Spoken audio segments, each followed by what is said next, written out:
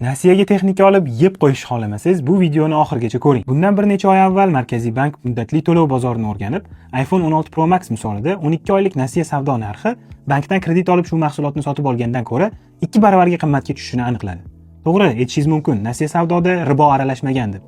Lekin bu yerda ko'pchilik e'tibor bermaydigan yana bir muhim jihat bor. Markaziy bank tahliliga ko'ra, 2024-yil dekabr oyidagi narxlar bilan hisoblaganda, iPhone 16 Pro Max ning bozordagi o'rtacha narxi 17 million so'm atrofida bo'lgan. Nasiya savdo bilan sotadigan o'sha mashhur platformalardagi bu mahsulotning narxi 18-23 million so'm atrofida shakllangan. Siz buni nasiya savdoga olsangiz, uning ustiga yana pul qo'shiladi. Bu tahlilni ommaga chiqqaniga 2-3 oy bo'ldi.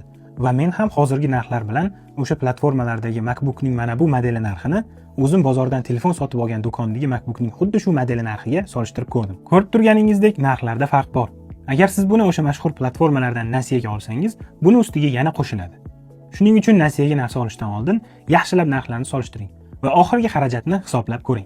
Bu videoni bo'lsa nasiyaga ko'p narsa oladigan tanishlaringizga yuborib qo'ying.